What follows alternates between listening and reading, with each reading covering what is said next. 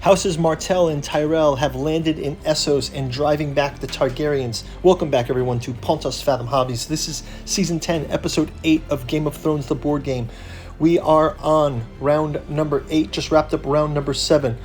Our Targaryen forces have taken Dragonstone and King's Landing, but the enemy is deep into their territory. We'll have a quick word from our sponsor and then jump into gameplay with round number 8. Thank you guys for watching. Pontus Fathom Hobbies is brought to you by the books that we produce. We've got a bookstore link down in the description where you can check out the 6 volumes of the Catu journals, including Hermeticism of Hastur, Genealogy of Cthulhu, and the Necromancy of Nyarlathotep. It's also available in the hardcover omnibus edition.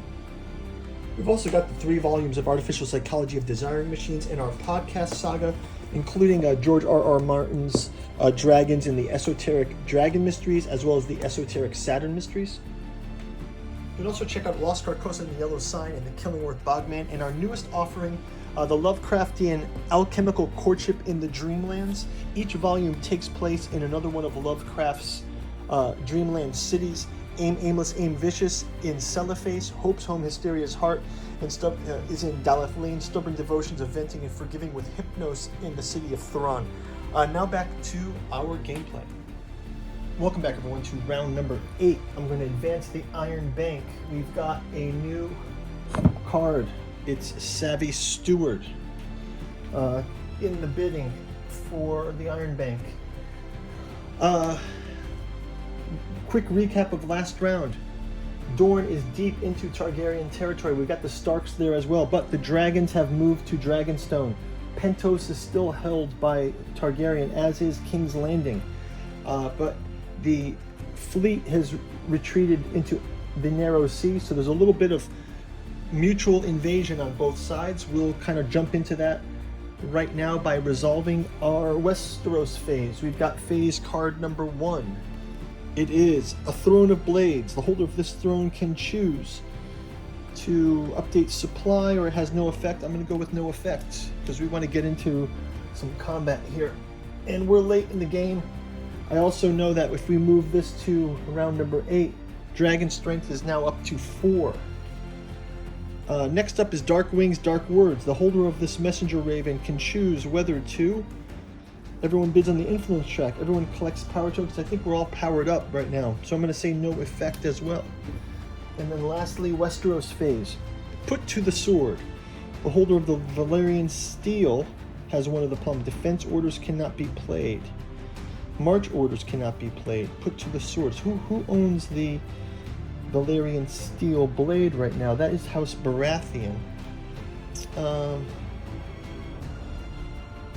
would guess that they would probably want orders +1 don't get played, or no. I'm going to go with it because I want them to be able to play orders +1, and I want them to have support. So I don't think Baratheon would go for that. They're in a diminished position here. They've lost 2 castles, so we might want to have them kind of regain some position. So I'm going to say no to that. Lastly, we'll go to the Essos phase. Essos phase says Stony Shore. We can place on the Stony Shore. Your target may discard 1 power token to place a loyalty token on either Mountains of the Moon or Moat Cailin. So Moat Cailin is going to turn. So sure, I'll have Moat Cailin turn, as well as Stony Shore. Now, by the end of the turn, this will put Targaryens here to 7, but I won't count it until the turn ends. So we can go through the process of planning phase, assigning orders, and action phase.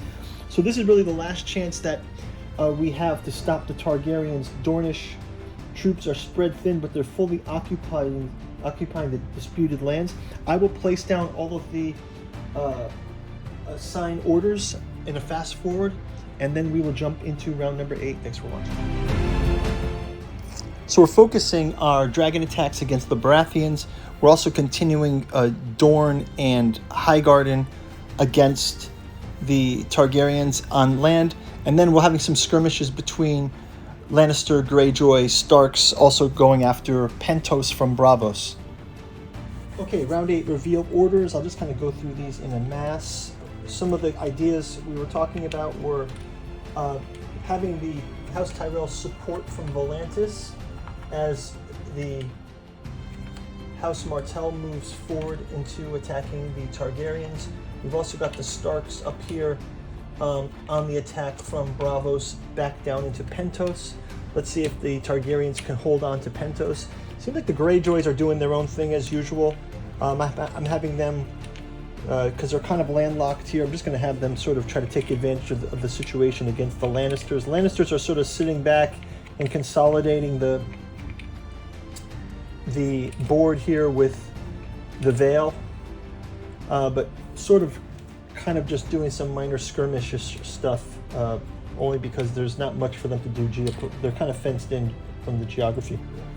Okay, let's go ahead then and jump into our resolve raids. We got one raid here, not really much going on there, so raid is resolved. Let's go into our movements, our march orders, and our combat orders. I think I'm going to start right off the bat with Dragonstone versus the Shipbreaker Bay. They're at 4 now, so that's 3. They're at 2, so this is going to push them out into... There's nowhere for them to retreat. Oh, they can go to the Blackwater Bay, I guess. So they can go to Blackwater Bay as a retreat. They've functionally broken their supply chain here, so that Targaryen attack is out. Also can have the Targaryens attacking, or either or, like having Targaryens are attacking from King's Landing. They've got 8 here versus 2, 4, 5. This is going to push the Baratheons to retreat to Storm's End. So that is going to be it for them there. Let's have the House Dorne in the Rhone is going to attack up to Norvos. So that's going to be 3 versus 4, but let's check our cards out. We've also got a defense +1 from actually, we're going to do it the other way. Norvos to Dorne. We've got Dario Naharis and Melisandre here. Oh, sorry, I took a Baratheon by mistake. I have to take the Dorne. So we've got Areo Hota versus Dario Naharis. So it's going to be Dario Naharis pushes these back to here, and Dario Naharis also takes a casualty, so they'll lose. Dorne will lose a knight, and the Targaryens will regain the Rhone. I will leave a knight behind in the Rhone, so that action is done. These are done as well. Let's have the Dornish fleet. They really can't attack anyone here because the Baratheons are stuck there.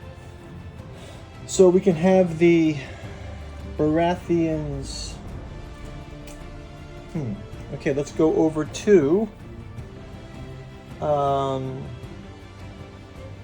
Pentos will attack the Starks. Pentos attacking the Starks. They've got +1 versus +1, so it's 6 versus 7 versus 7.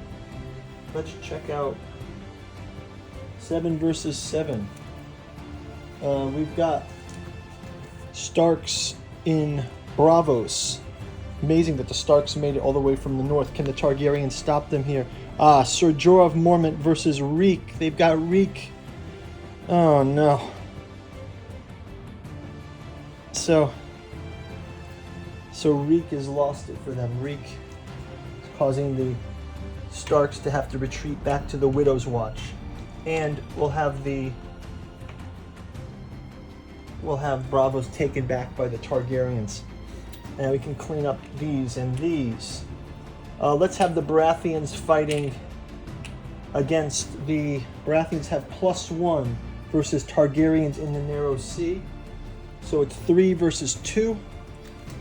Targaryens versus...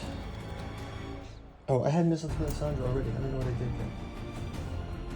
there. Sorry. Melisandre, Baratheons. It's Jon Snow. Jon Snow on those Baratheon ships versus the Targaryen Captain Guard. Jon Snow is going to take them. They have to retreat nowhere. So, they can retreat to Dragonstone. So we'll have the Baratheons back in the narrow sea.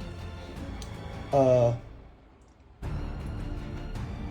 we have the Starks retreated. We have the Targaryens gaining land again. Let's just have, just to kind of wrap this up, we'll have a sea battle between the Golden Sound and the Silent Sea. Greyjoy versus Lannister. Greyjoy versus Lannister. It's 1 versus 1. It's Ario Dampor versus Sir Adam Marbrand. So it's going to be 1 versus 1. So, and they got support from here, so actually it's going to be pushing the Lannisters away. So Lannisters are forced to retreat. And then we will have Starks versus Greyjoy. Stark versus Greyjoy. It is the Starks of Greywater Watch with 2 versus Flint's Finger 3. We've got Asha Greyjoy versus Walder Frey. Starks are made to retreat. The Greyjoys take the Greywater Watch. So that is fitting for them. Finally, let's have Greyjoys. Mountains of the Moon Lannister versus the Eyrie. Lannister versus the Eyrie. We've got Jon Connington in the Eyrie versus Sir Jaime Lannister. With a sword, they have defeated the Eyrie. So the Erie's traded hands twice here. They've got a siege weapon in there.